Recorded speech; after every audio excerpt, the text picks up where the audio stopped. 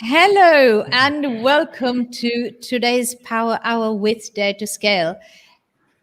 Are you a business owner who's a professional, a creative professional, an IT professional, a consultant, coach? Did you start your business to eventually gain that freedom? What does that mean? Well, when you start your business, why do you do that? It is to provide your services and have enough time for yourself to do what is it that you want. Maybe travel, maybe write a book, maybe start a new business, anything. And is that actually happening? Or do you find yourself getting stuck in creating proposals, getting stuck in showing how, what value do you bring to your clients, or even customizing every single proposal where getting stuck in the business, in other words, right? Yeah, that's true. Totally. So is that where you find yourself stuck and think, well, this is not scalable, is it? Because that means I am, as our guest today says, and most of you have heard this, is am I still trading hours for dollars? So how do you get out of that space? And that's what the point of today's conversation. So join me in welcoming our guest today, Dhiren Bhatia. Dhiren is the co-founder. No, he is the founder. Co-founder? No, he is the founder of Cloudscape Technologies, a well-established business right here in Dubai. Oh, and I too keep popping in and out. I'm right here. So Dhiren is the founder of Cloudscape Technologies, wonderfully established business, and he's an entrepreneur who has actually found that freedom, because today he is launching the brand new service that he has been putting on the back burner, cooking in the oven, and it's now ready to bring out to you. Dhiren has just returned from a 37-day biking trip in Canada. And do you know why he's still smiling? Because his business continued to run without him actually being there. Sounds like a dream for a lot of us, which is fine, because that's why Dhiren is here to give us those best practices, those tips, and really talk about what got him to even launch a product like this. Dhiren is a fellow podcaster who runs the podcast called Elevated Entrepreneurs, specifically for restaurateurs and retail business owners. So without further ado, Dhiren, welcome to the show. Varsha and Evan, thank you. It's a pleasure and an honor to be here. Wonderful to have you with us. Really, really good to have you. So now, anybody who's read the book actually might recognize Dhiren. He's one of the characters and part of the story in Dare to Scale, the book. Too, and the book Evan is referring to is this, Dare to Scale. If you have read this book, you already know Dhiren. So it's not really Go on, Dhiren. I've read that book cover to cover, and I love the book. It is phenomenal for business owners, and what I practice a lot that is covered in that book. So I want everybody to check that book out and give it a read. Thank you. That's so lovely. But also, Dhiren is featured over there. He's one of our greatest success stories, and it really is such a wonderful conversation today. So stick with us till the end on today's Power Hour by Dare to Scale. Dhiren, over to you. Tell us why productizing services. What got you into this?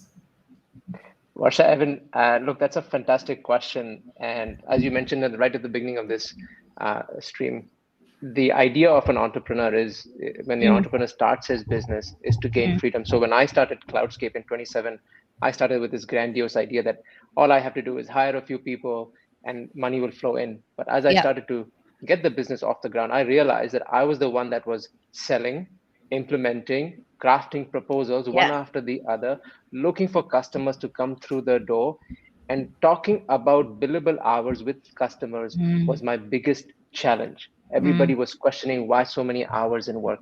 And that's when I realized there is a better way to do this. And late 2017, early 2018 is when I started to get productized services set up in my business. And that's basically the idea of taking a service business and selling it as products rather than services. You know why? Because customers don't understand the value of a service. They understand the value of products. And that's how we are crafted. That's how we are made. We can innately put the value of a product rather than a service. And that's how I got started on this journey. And that's how I am able to take a 37-day vacation today because of that very model. Nice. Absolutely brilliant. Particularly consultants, coaches, or creative designers or creative professionals, when they run an agency, this is also something that they go through, isn't it, Dhiren? 100%. And just going back to my story for a little bit, when I started Flagship in 2017, as I was saying, I was the guy that was making every sale happen. And then when every sale was confirmed, I was also the one that was putting billable hours on the table. I was having to craft invoices with my hours and my time. And absolutely, I think everybody who starts a service business is going to go through that initial time period where they're selling time for money. Yeah. From an entrepreneur's perspective, Dhiren, I mean, the way I see it is you want to be freeing yourself from doing stuff in the business as such, so you can then, deliver the value that only you can deliver in your business, if that makes sense. So if you're the creative head with the ideas, that's where you want to be working. So you're working on the business, not necessarily in it. 100%. How long did it take for you to, get the packaging and stuff actually working for you? It's something that I think doesn't end. You get started on this journey, and then it's about having fun with it. I think one thing that I have to say is once you've productized your business, once you've taken in your services and you've packaged them, now you're really starting to have some fun because you can really be infinitely creative in how you change the product, change the features. That's the difference between running a service business and running a productized service business. What you're doing is you're taking your creativity, you're taking your service offering, and you're putting it into products that make it very easy for the customer to understand. So it's not I don't think it's a one sort of set it and forget it, but it's a journey that entrepreneurs get on. And like you were saying, Evan, it's about working on the business. So once you're on this journey, this idea of productizing is really where the entrepreneur, the founder, should be spending a lot of their time, as I do, on figuring out how I can make my products even more appealing and more attractive, rather than worrying about invoicing for my hours. So when the productized sort of service started working for you, well, do you know sort of when that was and how it felt like and what you did instead? I remember this conversation. In fact, I think Varsha was the first person I called and said, Varsha, I'm stuck. I'm having a hard time. I know there's a better way to do this. And I started to learn and research a lot more about productized services. I spoke to Varsha. I spoke to a lot of the other people that I follow and I researched. And I found out that typically most service businesses will start to get on this path if they don't understand it. They need someone to help them. Once you're on that path, I think it takes about 6 to 8 months to really understand what your niche is, who your core customer is, what is the main thing that you offer, and learning how to put that into a package. So I think it took me about 6 to 8 months. By the end of 2017, early 2018 is when I really started to sell products instead of services, instead of time for money. Very nice. I want to take a couple of seconds to acknowledge all our listeners. Some of our regulars are back. Anand, Surbi, Esther from Germany, Yogesh, Sukuman, welcome to today's show. You have joined the Power Hour by Dare to Scale, and we are talking about productizing services. So stick on, because there is so much to take away and immediately to begin implementing. We will be posting the link to Dhiren's website or the actual products website, and you will see it in your comments box. Keep bringing your questions in, because we'll be addressing everything that you say. Put down your thoughts and we will get there and to address them all as much as we can in this hour. So thank you again for joining in. Dhiren, so tell us a little bit about what we've heard about how this journey started for you. So what was, before we go into the actual products and the details, tell us, how did this really make that effect, or how did it turn the face of your business? So firstly, I think every business owner looking to start a business has this idea of building a team. You can't really build a team if you don't have anything to sell specifically. If you're selling services, if you're selling time for money, it becomes very hard to grow a team. And that's one of the first things that I noticed. If I had to grow my team, I had to bring in credible products that my customers understood without me having to spend time to explain what the value proposition is. Yeah. That's really step number one. I think wanting to build a team, wanting to get a business that they can run, that the team can run on your behalf, Yeah. and packaging your services into something that the customer can understand without having to spend time on explaining. Yeah.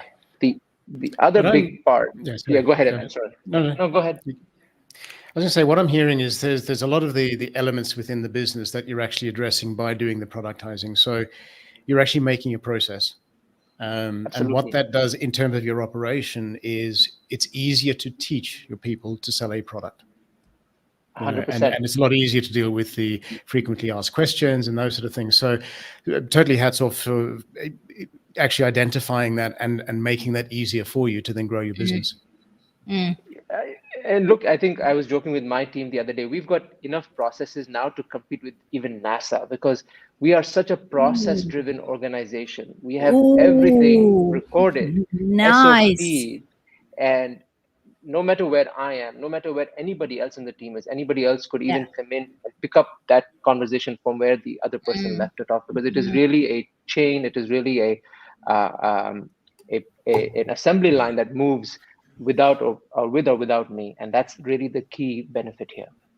Fantastic. Dhiren, And so you coming back have- to the service and packaging it, that's the key to where you start, right? Absolutely.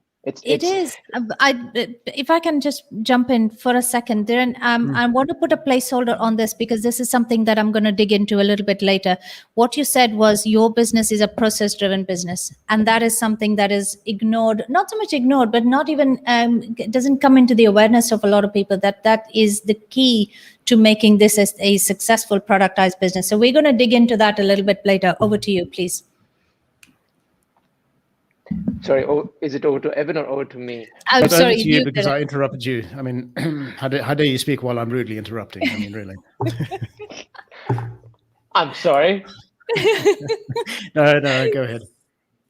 No, I think we were talking about what that journey looks like, and I think the question, Evan, from you was, where does one get started, and what are some of the advantages to this whole idea of productizing your business? I think so. The first thing I mentioned was being able to build a team.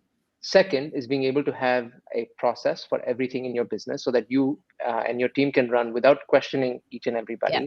And the third thing, really the most important thing, is it's so much easier for the customer to be able to understand what is it that you're offering, right?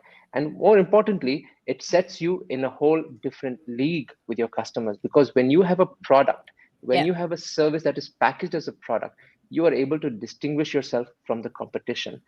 That is really the key. It's all about getting the customer to understand. And so everything that happens inwards is a big plus, but really from a customer perspective, and the key difference between a service business and a productized service business is it is so much more easier for the customer to get to know what is it that you do and how you can help them.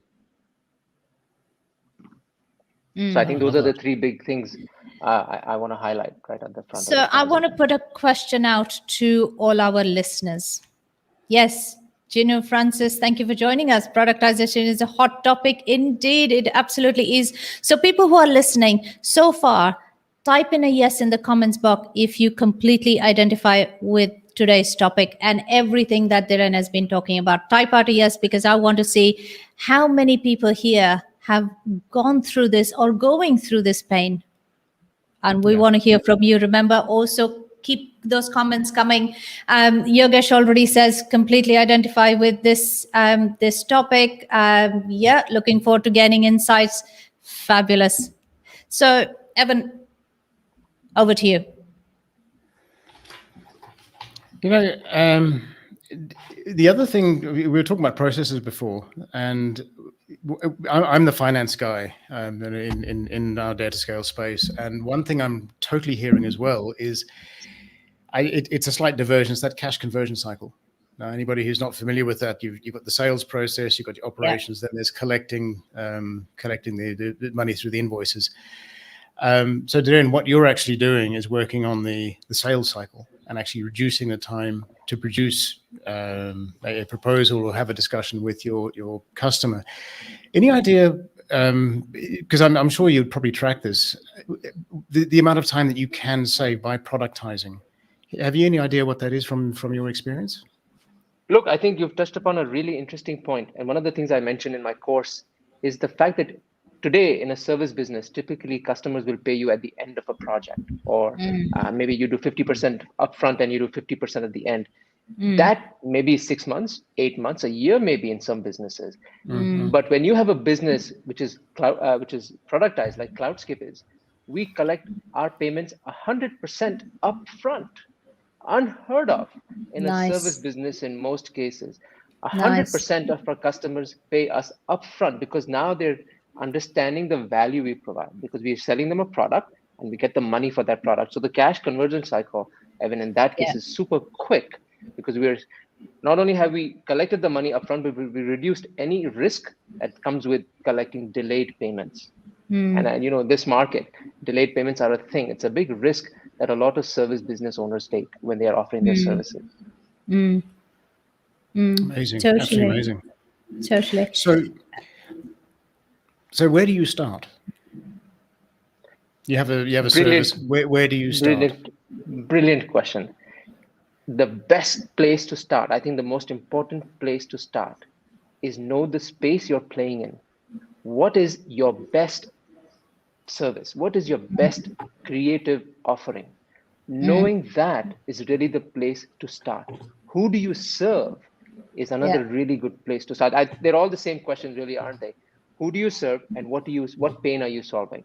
Totally. That is, I'd love to hear more from you guys. I know you guys have you're written a book on it, so I think I'd love to hear from you guys as well. Well, the past few weeks, the entire conversation on the Power Hour is really focused on who do you serve? What do you offer as a product? Why are you even doing this? And that's why today's conversation is so relevant. And everybody who has joined in, please bear with me today. For some reason, you know, much as you can rely on technology, some days it's not your friend. Today, my camera is really not my friend. I keep adjusting it every time I drop off, but I am here, very much here as part of this conversation. So thank you in advance for bearing with us.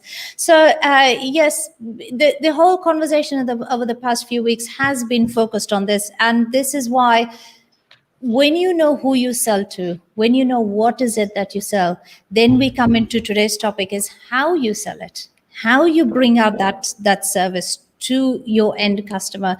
And there are lots of comments coming through. Evan, can you scroll through and read out some of the comments? And by the way, the answer to that question that I posed, 90% of them absolutely responded to say yes. And there are lots of thank yous coming through to say, thank you for bringing this topic out.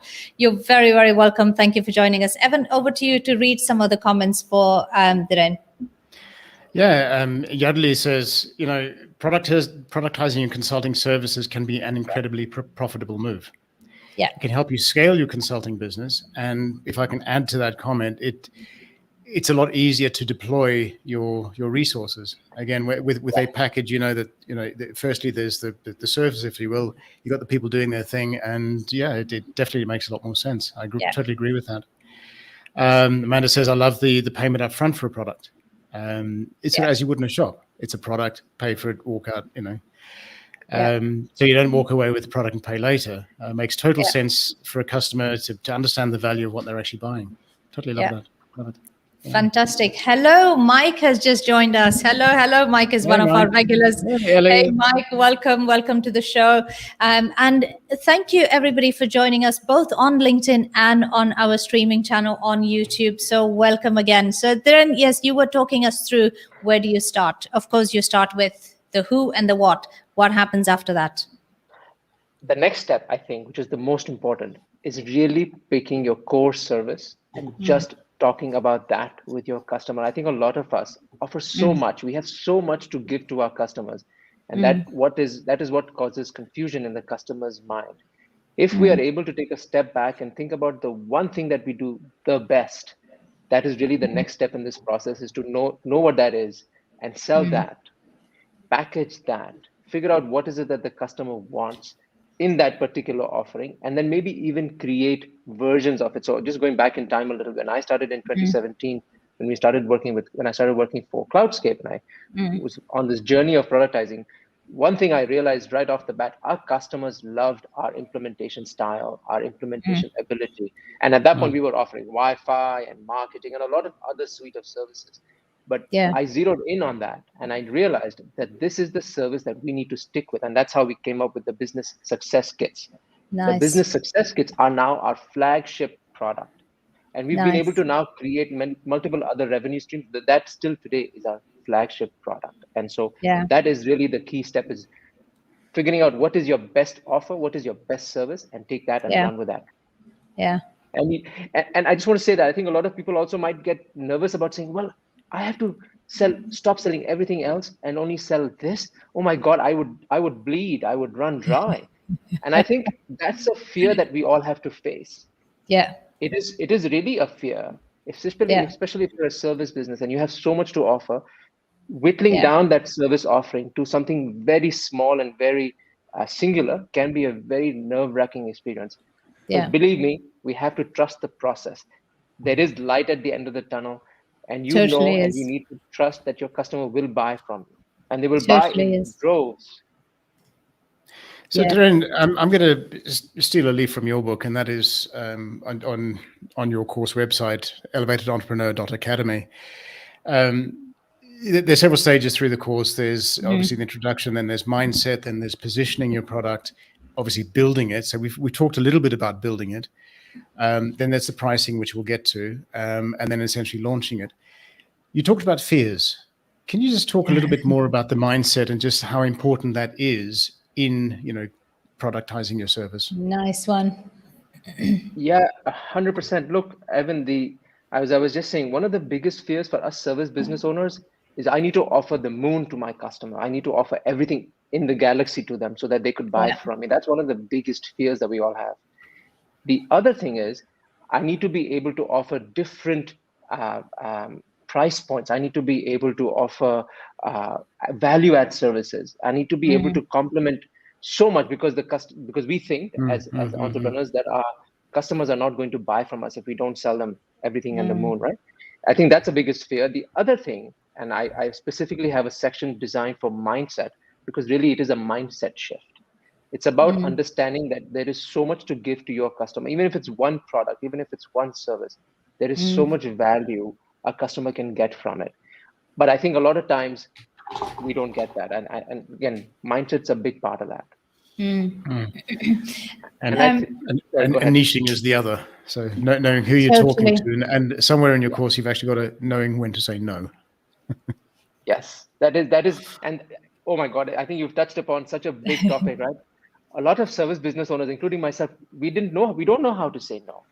Do you do this? Of course we do. And do you do that? Of course we do. And that's really where the sort of the catch-22 is. We keep digging our hole deeper and deeper. We keep saying yes to everything. I want to put out a question again to all the listeners. Ellie has joined in as well. Hey, Ellie, good to have you here. One of our regulars again. Type in a yes if you have ever faced this situation about your mindset, not wanting to say no, wanting to say yes in the fear of losing a client. And how many times do we overextend ourselves or overpromise to say, yeah, we can't say no because the customer might walk away. And we end up stressing ourselves. Hey, Rajiv, welcome. Always wonderful to have you. Rajiv, thank you for joining us. So yeah, type in a yes when you see, if you have ever faced that when you were building up your particular service or your product. So then I want to take you back to what you said before, find your niche. Can you tell us a little bit about why this is important and how, a couple of best practices and tips on how do you recognize what that niche is? Look, the niche conversation is such an interesting conversation. And I often think that niches are there to be found. There are so many niches to be found. It's about playing in that field, understanding what your customer is looking for, and then driving deeper and deeper till you get to a point where you've got a customer really whose arm is cut off and it's bleeding and they need a solution now. That's the niche that we all need to find. We all offer a lot of services. We all offer a lot of consulting. But where the money is when the customer is, just proverbially speaking, the customer's hand is hanging off and his blood gushing and he needs a fix right away. Sorry, I know this is a bit morbid and it's a bit gory, but I hope the point No, this is is good. Yes, exactly. You're totally painting a picture for us. Yeah, go for it. And I think as a business owner, it is our job to find that Yeah. that pain. What is that one pain we can solve for our customer, and who is ready? And what pain is that the customer is ready to pay for today? Yes. Typically, I think a lot of times we find that service business owners will send proposals out, multiple follow-ups, no responses from the customer. We're chasing for an update. And I think the key reason for not hearing back from our customers is because they haven't figured out our value proposition, or the pain isn't hitting hard enough. The solution to the pain isn't hitting hard enough. So when we have that figured out, that's the niche you need to stay in. Nice. This is good. I want to put out a question again to all our listeners, because this is a very key thing that you have touched on there. And to everybody who's joined us on LinkedIn and YouTube, type in to tell us what was your experience, and a little bit more detailed, please, because what was your experience when you send out a proposal and you don't hear from a customer, or how do you then explain your value proposition? We'd love to hear from you, because this is something I want to put out to Dhiren as well to talk about. Evan, I cut you off. Please go ahead. Yeah. So you're on the Power Hour. We're productizing your services and breaking free from billable hours. Yes. So interesting. The question before was about the mindset and being able to say no. Almost everybody says, "Oh my goodness me," knowing when to say no is an art form. It really is. Over-promising is something else that is being resonated to, but saying no is definitely an art. That's specifically come from Suku. I think it was Surbi who actually said the classic state of affairs before you start looking at productizing is you offer the moon plus variety plus value and the value add at a reasonable rate, and there's just plus. And goodness me, you get stuck. You really can get stuck, and then you forget what you said in the first instance. Yeah. So I love what you've done there, and just package very easy to talk to. Simple. It is.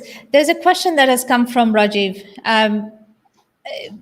It's always brilliant when Rajiv joins in the conversation. There are a few. I know Mike, Anand, Rajiv. They bring out some brilliant discussion points. So Rajiv's question over here is: do you start with a niche, or does it evolve, especially for small to medium business owners? I love that question. That is a phenomenal question. If you'd allow me, I please. It's for you, Dhiren. So I learned this the hard way, and I think I'm still learning. You evolve into your niches. Business owners evolve into their niches. There's no such thing as starting with a niche. It's impossible to start with a niche. But I mean, you can start with an idea. You can start with a vertical. But really, it's when you're in the game and you're playing that game constantly every day, you're going to figure out what niche is that. But I think there's a big caveat here. Yeah. It's about looking at the niche and accepting it. And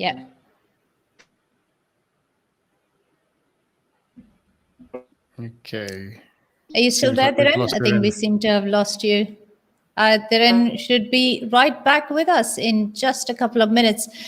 So your camera's behaving, and Dhiren's internet connection is behaving. Today, technology has decided it's not going to be our friend. And while Dhiren joins in, let me recap what Dhiren was talking about. A niche definitely is something that evolves. You start as if in a specific vertical, and you let that niche evolve. And I think that is, it's even in coaching, Evan, what we talk about, and Rajiv, we'd love to hear you talk about that a little bit as well, because I know you are a practicing coach.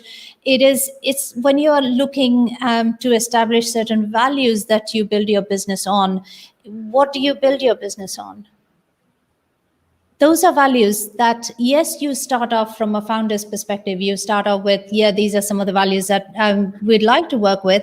But also, as your team joins in, as your culture begins to evolve, your values also begin evolving with that. So it's not something that you start off with and write it in stone. So just like that, your niche isn't something that you would absolutely say, this is all I'm going to be doing. because you know what, your skills evolve, your thinking evolves, you as a person evolves, your services evolve, and importantly the market around you evolves. So it is absolutely important to let that niche evolve with you as your business grows. Dhiren, welcome back. You have joined in the Power Hour with Dare to Scale. We're talking to Dhiren. So Thank you. so Can I what just yes, go on Dhiren. Yours. can I just add? Sorry, I was very That's all somberly right. cut off from that conversation. My That's mistake. okay. My apologies. I was No, just going not to at all. say the other thing, and this is again going back to fears. Mm-hmm. There's a big fear when we start working with a niche. We think that that niche is too small. Or I don't think there's enough people in this niche. And I think Yeah. there's a mindset shift that needs to happen to say, you know what? Actually, that's not true. There are Yeah. millions of other lookalike customers that need that exact same product, that need that exact same service. So it's about finding that niche, evolving with it, and then sticking to it rather than getting away from it. Because I think a lot of business owners have this tendency to try Yeah. to do too much as well. So it's about Yeah. accepting it and staying with it, sticking with it. Yeah. Yeah. Some of the comments are loading up fairly slowly, I think, but I will pick up a couple of comments that have come through. Esther says, Esther has a small hair extensions business in Germany. Anytime a client asks if I have a specific product, I say yes, even if I don't have it on hand and I can source it, hence the yes, which is brilliant because here you're talking about a specific product, not so much a specific service where you then figuring out how to deliver that service on time, extension of services, and so on and so forth. So on that note, Esther, totally with you. Say yes and figure out a way to do it. 100% with you, and well done on running that business. And we know how beautifully you're doing it. And another LinkedIn user says, again, whenever I say LinkedIn users, probably that's how the name is displayed. I can't actually see your name. So another LinkedIn user says, how do you know you are productizing the right thing? Evan, Dhiren, over to you. It's a brilliant question. And look, the short answer to that is you're never going to know. It's because it's true, because your customers are Yeah. changing every day. Yeah. Their asks are changing every day. And Yeah. when you have something that you're productizing, so in our case, I talked about Yeah. Cloudscape. When we are, it goes back to knowing the pain that you're here to solve, the reason why you exist. Yeah. When you know that, when you're clear with that, the service that you're going to productize will eventually become your key and your main product line. It's your main service, it's your main offering. If you're not getting the customers to buy it, that could be an example of something that's not done right, but doesn't mean that you leave that service. You got to fix it, you've got to tweak it. For example, I'm just going to share a personal example here. At Cloudscape, one of my biggest fears was giving too little to our clients. And when we went into an implementation service for a client, we'd offer advanced training. We do a lot more work than a customer actually wanted. And that for me was my biggest fear to walk away from, because I thought we need to do everything and the moon.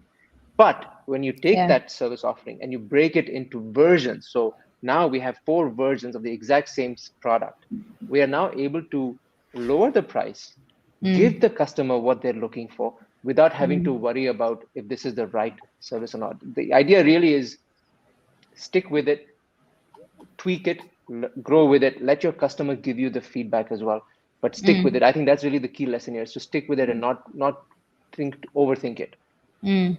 Dhiren, I know there's a question here from Rajiv. Before I read that out, I want to touch on another topic which commonly comes out when productizing, and completely on point of today's discussion is about trading billable hours. So if you are offering, let's say, and this was a common question that that has come up because we've been particularly say you're looking to get a website built, or say you're looking to get a piece written, like a copywriter. What are your thoughts about then saying, well, this is what you engage me for 2 days and we'll take it then how it comes? Because from a customer's perspective, of course, me being me, immediately slap my coach hat on and say, well, is that the best way for you? Because how does that then quantify what a customer is getting? And how do you then keep track of what you're delivering? Is that fair to fair to either party. So this is just an example that I've given. This is a common question that comes up. What do you think about that? And what would you advise? So initially, when we were selling services at Cloudscape, we were doing very similar things. We were selling by the hour. So we'd say, hey, look, work with us for 2 days and we will implement this software solution for you. I think that the transition here is value-based pricing. Know the value you offer to your customer through that service and take that and start to offer that as your price. Sure, that might be a little less than you would make if you were charging by the hour, but this is again the beauty of productizing. If you start to see an increase in scope or increase in time, that's another version of that product. And that's what we do at Cloudscape. We have so many different versions. We have launch and jumpstart and growth. These are exactly the same product, just with little more, a little less scope. So I think if you're starting with that idea of selling time for money and you're selling billable hours, it is going to help stop you from scaling up. It's going to help stop you from growing. And you need to make that shift happen where you're saying, you know what, doesn't matter how long this is going to take. Here's a fixed price. We're going to give it to you because we trust the value we offer. Yeah. No, so can I ask something here? Before you started productizing, I think one of the comments was, you feel you're losing business to the competitors, and there's essentially like a red ocean, right? There's a lot of competitors. You're basically competing on price and that sort of thing, and it's too hard. When you productized, I imagine that you've sort of gone into a blue ocean, and there's been a big shift. What's the best way to link your productized service to the outcome that the customer is actually wanting? Nice. There's a couple ways. We do it through a guarantee. Because we offer a very clear promise and a guarantee to the customer, we say, look, we will have you up and running in 4 weeks or it's money back. That is one of the best ways for businesses to trust your offering. It's one of the best ways for you to explain to your customer that you believe in what you're offering. So that, I think, is one way to do it. Another way is performance pay, maybe. If you're offering the right product and you're able to get the customer to buy in to say, we will make money when you make money. That's another way to really come up from that level of selling billable hours. Nice. Interesting. Nice. I'm going to read one of the questions. Your one, we'll get to in a second, the one from Rajiv. Jeannie's asking, it's important to package your services right and put the right value on the proposition. How can we drive that mind shift from the leads that we speak with? I think I understand that. Yeah, I think what Gino might be asking is, it's all great and fine when we have the mindset, but how does a customer make that transition? So linking to that how outcome, you're reading I think. Yeah. Well, so maybe we've already touched on that then. Yeah. We have. Ellie says, very insightful conversation. Just got a couple of ideas to tweak Dust Solutions offerings. Well done. Lots of action points coming through. And there are two comments from Rajiv, which I'd like to read out. COVID has forced many business owners to pivot to stay in business. That has forced many to say yes to what they would normally otherwise say no to. So sometimes the environment forces you to act differently. I call this resilience. Your thoughts, says Rajiv. So Dhiren, what do you think? Nothing wrong with that. I think sometimes the need of the hour is the need of the hour. I know there are so many good examples from COVID where companies like GE completely retooled their factory line. But again, I think the thing that underlines this conversation is know what your strengths are and play to that. So say yes to things that you're very good at. Maybe they're on the fringes of what you would normally offer, but during tough times, they call for tough decisions, and this is maybe one of them. Totally. Thought. Sometimes the easier sale is actually to work with a return customer. So somebody you already worked with, there's less acquisition, all that kind of stuff. How have you found packaging the products helps with return customers? Again, I'll give you an example. At Cloudscape, a lot of our customers are repeat customers. They are retail brands and restaurant brands that set up new locations or new brands completely. And because they've had the experience of dealing with us, in fact, they come to us and say, you know what? I'd like that version of the product. This is what I bought last time. I'd like to now upgrade and buy this version of the product, because they are now very clear on the pain that we're solving and how we're solving. And they also know the version of the product that they need to get to that end result. So for us, creating that product has made it even more seamless for return customers to come back, choose from our services portfolio, and say, this is the one I want. Let's go with that. I think that's a lovely way of dealing with that resilience and saying yes Totally. to the customer in Totally. maybe a slightly different way. It's about context, right? Yeah, it is. But first of all, everybody who has joined in on LinkedIn as well as on YouTube, and really, really, really having immense patience with my camera issues today. Thank you for joining us, because you are at Power Hour with Dare to Scale. We are having rock. a hot topic conversation. Yes, you do. A hot topic conversation with Dhiren on productizing services. I'm going to go over to Rajiv's second comment that he has posted. And Rajiv says, I have had cases with business owners who get stuck with end-of-life products, and they just don't build the skills to deal with the transition. Very nice. So productizing has a last mile of go-to market, which product companies sometimes miss and lose, increasing the market share opportunity. Oh, very nice. So we have very smoothly digressed into products, actual physical products, and how this productizing can actually be utilized in a product scenario as well. Dhiren, what do you think? Look, that's a really interesting thought. If you are,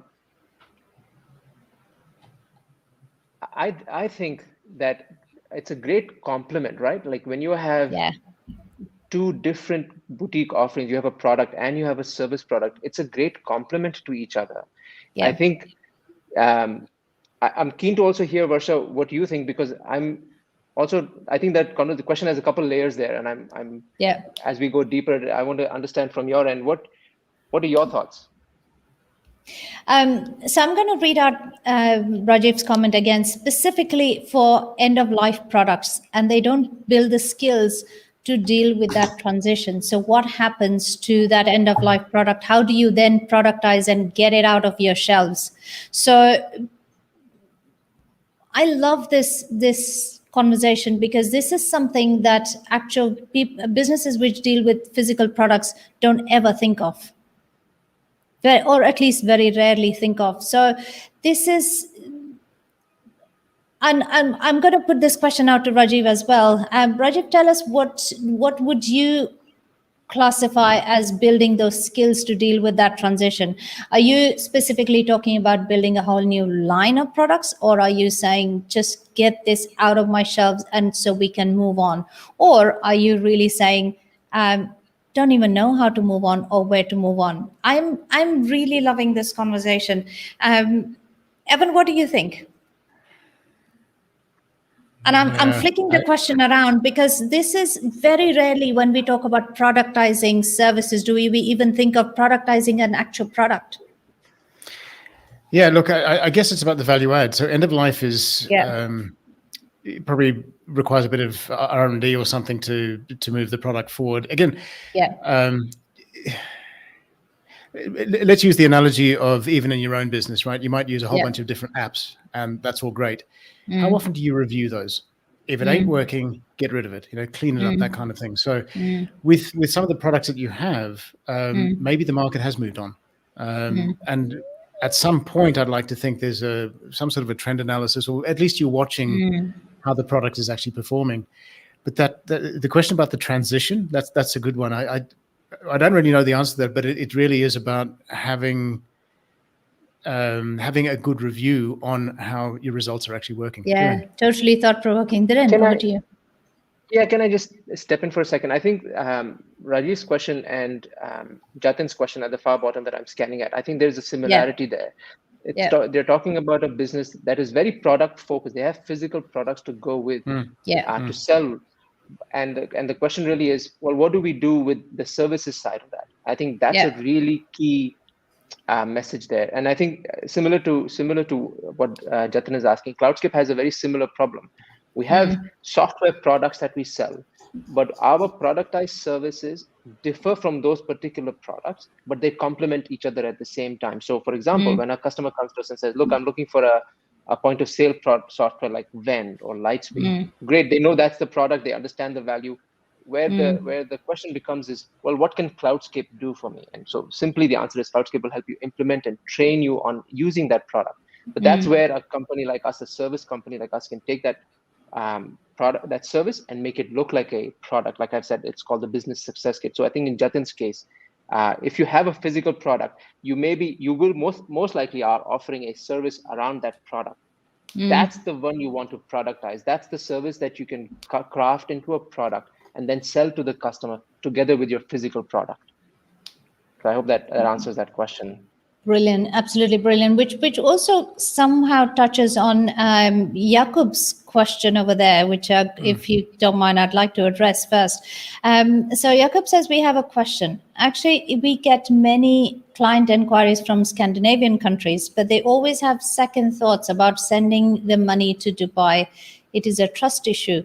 Now, just where I am, I think one of the easiest solutions over there to put up a payment gateway. So it's not, you're not worried about bank transfers where the trust issue comes in, because the minute you put up a payment gateway, that transition happens smoothly. But Dhiren, we'd like to hear about this from you. What do you think? I agree. I think if it's about getting money from overseas, you're stuck. There's a lot of trust, and there should be, as it should be. I think a payment gateway is really a simpler solution. And by the way, if you haven't heard, Stripe is now here in Dubai. It Stripe is like really it easy. is. Yay. Please go sign up for Stripe, and you'll be smiling all the way to the bank. Yeah, totally. Very, very good. Rajiv also continues to say services for physical product company is a mindset shift opportunity. Nice. Take the auto business as an example, or even a product that offers services as a value add. Brilliant. That again touches on the business that Jatin offers and what Cloudscape does. Thanks, guys, says Rajiv, for the engaging conversation. Rajiv, you're here as part of our conversation. Always wonderful to have you here. So, Dhiren, you were saying?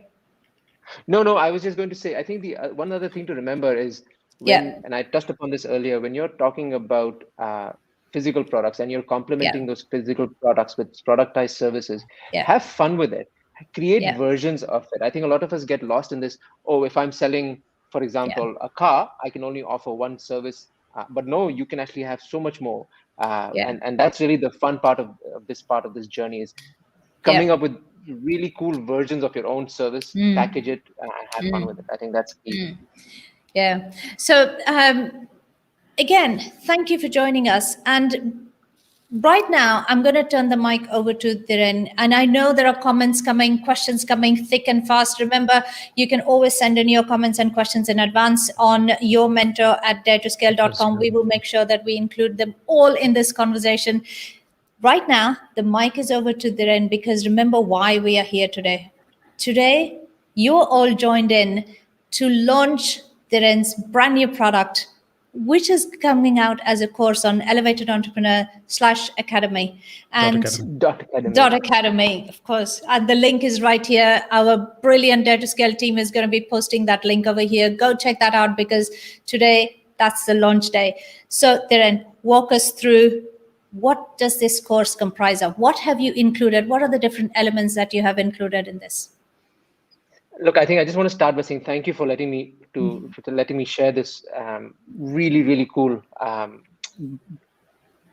course that I'm launching. It's a culmination of my learning and my experience as a business owner. And I know there are many other service business owners who have the exact same problem as I did when I was growing this business. And being able to package that into a course, again, is a very cool product, by the way. It's a productized service. It also allows me to share and help other business owners get on that journey, get started with that journey. So at Elevated Entrepreneur.academy, you're going to find a 4-week course that allows me to teach you what I have learned, starting from mindset to designing and creating, pricing and positioning, and finally getting your sales page ready for that very productized service. So it's a 4-week course. Brilliant. There's about 25 videos, 5 modules. There's a lot to cover. So join me and sign up at that very link that we just talked about, elevatedentrepreneur.academy. You heard it from the man. Sign up, because believe me, we have been special guests over here anyway, throughout that whole launch, because we already know That was the first thing I said to Dhiren.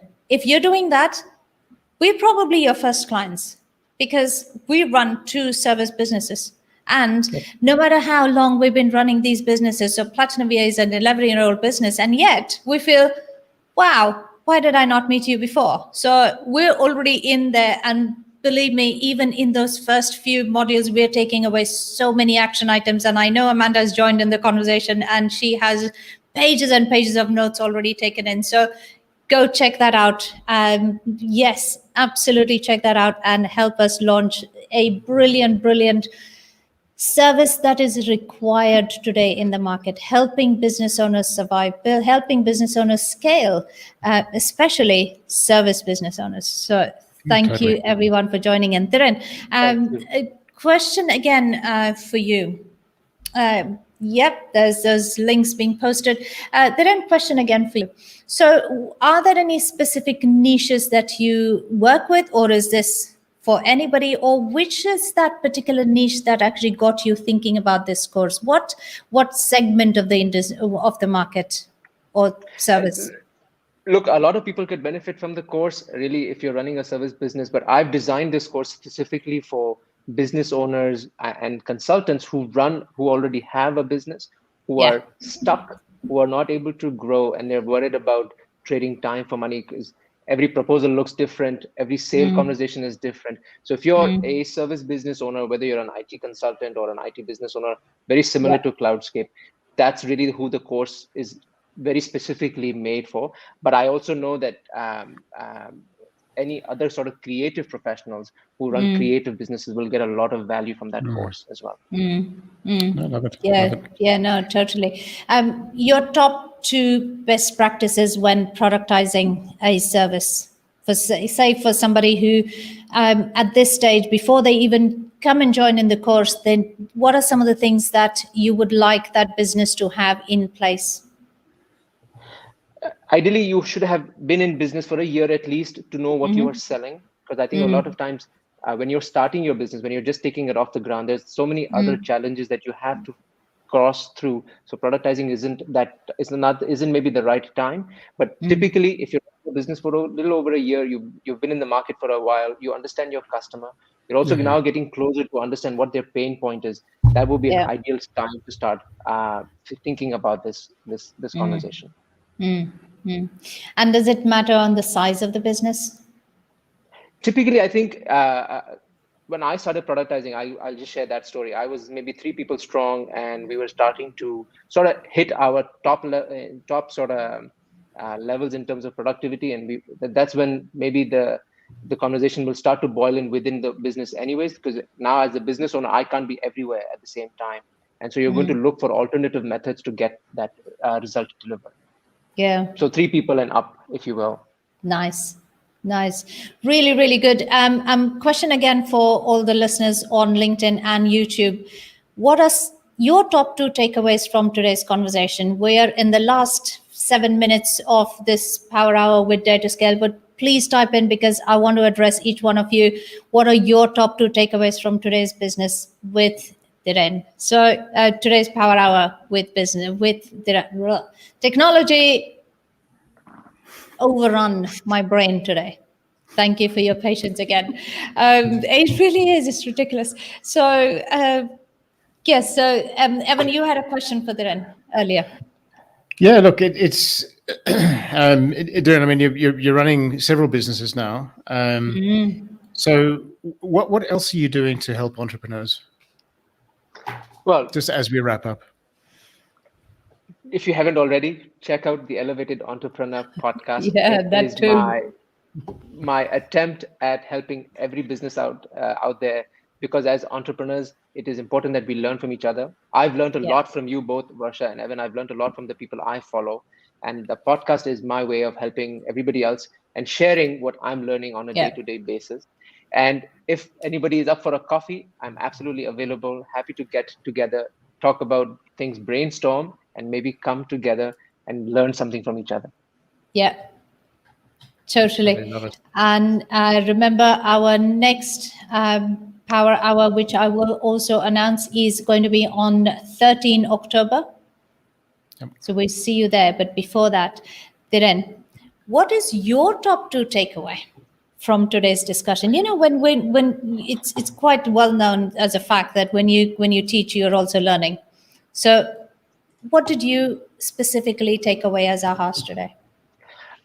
I thought the idea of the physical product and service product blending together was a really interesting takeaway. I think there's a lot of opportunities for a lot of business owners to figure that into their business. We're thinking of launching a software product in the future. So again, it comes back to blending the two. And the other thing that I learned about was what we talked about earlier is mindset. It almost sounded I think rude. Sorry, I'm slurring at the moment, but mindset.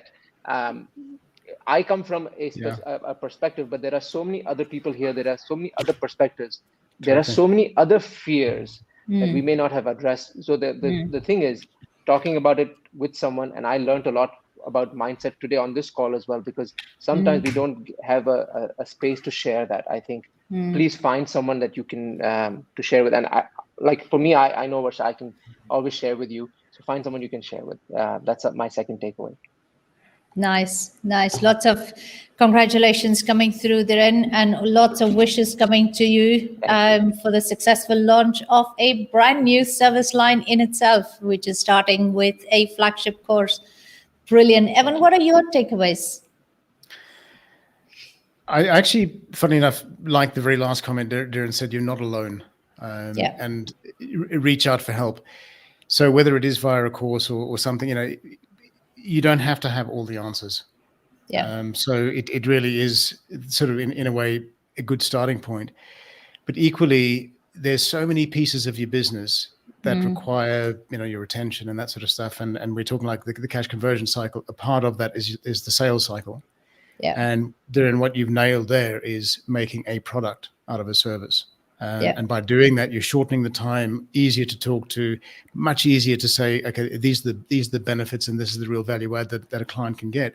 Much easier for them to understand. Because I mean, look, in my previous life, you go through some proposals, it's this long, and you just you have no idea where you're supposed to be. You have all these things called milestones and things. It's like, what does that even mean, right? What you've done is made like an SLA. You've said, this is what it is. This is what you get. This is the outcome. This is what we give to you. Finished. Right? And then it's up to you to deliver it. Love it. Yeah. Thank you. And I like what you said, Evan. In most cases, when we send out a proposal, specifically service-related businesses, when we send out a proposal, most of that proposal may make sense to us, but it may be either too much information or not structured and easy enough for your potential customer to grasp exactly what they need to know. So sometimes productizing something makes it easier for the customer to say, right, so that's what I'm getting, that's what I'm paying for it, that's who's delivering this, great, let's go with it. Because simplicity is the key to everything, isn't it? So Dhiren, what do you think about that specific area of putting together a proposal? Look, I think even for us, a proposal is sent out today, but the options are so clearly laid out for a customer. It's literally a matter of choosing option 1, option 2, option 3, and you're done. Obviously, you have to put the legal part and all that. That doesn't change, but just making it easy for the customer to give him the choice, give him her the choice to pick and choose what they want from your company rather than forcing something on them. Totally. And very, very nice. Yeah, go on, Dhiren. I was just going to say, if you are, remember the big part of running a business is collecting cash, being able to sell your services and collecting cash. This journey is going to allow you to do so much more with that, because like I said earlier on, we now collect 100% of our payments up front. Don't be afraid to put a product out and ask for money up front. That's a fear that a lot of us have. So keep that in mind. This is a very easy way to get away from that. Nice. Really good. Really good. You have joined Power Hour with Dare to Scale, where everything is about breaking free from billable hours, especially for consultants, coaches, creative professionals who start your business because you're good at doing something. So really become good at productizing your services. And that's when, like Dhiren did, go off for a 37-day holiday, your dream place, and come back to a still functioning business. That was totally amazing. Still lots of good wishes coming your way there. And Emma has joined us Thank a you, little bit late everybody. and says, this is perfect for me. She's going to listen to the replay. Go check out the brand new flagship course launched on elevatedentrepreneur.academy. And keep following Dhiren. Connect with Dhiren on LinkedIn if you aren't connected already. There's lots to take away. Follow his podcast. And yes, follow our podcast as well. Hello. The Dare to Scale Show. Well, thank you, Dhiren. This was brilliant. And I don't think we have even scratched the surface in this 1 hour. So I think we suspect we're going to have you back at some point soon. And one I would last love question. that. Is Thank is the session recorded? Yes, absolutely. It's always available on LinkedIn and YouTube. Yeah, yes, it'll be there for replay. So Dhiren, yes, we haven't even scratched the surface, have we? Indeed. Thank you for joining us. Dhiren, it's Thank been you. an absolute pleasure, as always. Thank you so much. We'll see Thank you you so much, back everybody. here on 13 October. See you then. Thank you very much, Cheers. guys. Bye, Have a guys. brilliant Stay well, rest stay of the safe. day. Take care, everybody. Bye.